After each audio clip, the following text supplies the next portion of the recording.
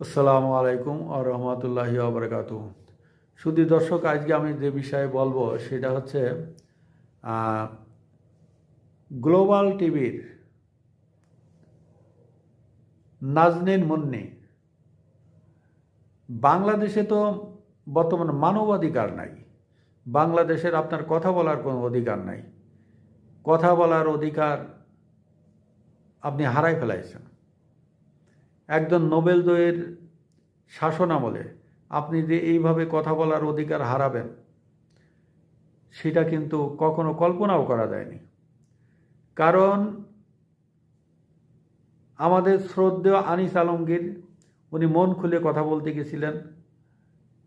তিনি সবসময় মুক্তিযুদ্ধের পক্ষে কথা বলতেন। তিনি বাংলাদেশের জাতীয় পতাকা, জাতীয় সঙ্গীতের পক্ষে কথা বলতেন এবং বাংলাদেশের অনেক অসংলগ্ন যে কাজগুলো আছে সেটার প্রতিবাদ করতেন।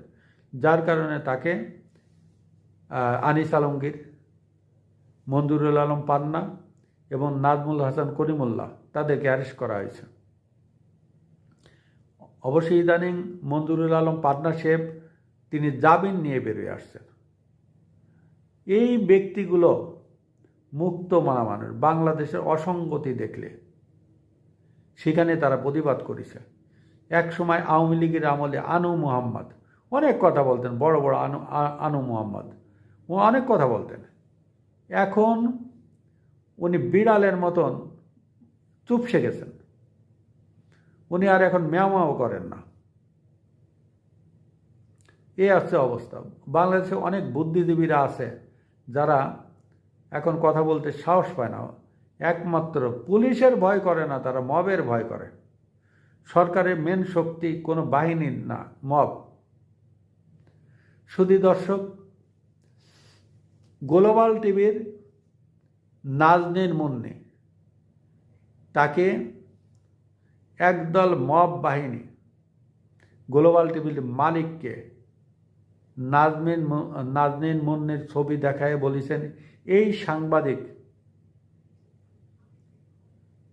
আওয়ামী লীগের দোসর, একে আপনার টিভিতে রাখতে পারবেন না, আপনার টিভিতে সে ডিউটি করতে পারবে না।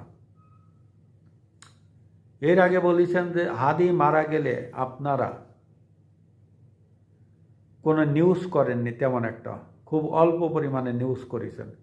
শুধু দর্শক, নাজনীন মুন্নিকে গ্লোবাল টিভির মালিক বলেছেন আপনি 4-5 দিন চুপচাপ থাকবেন।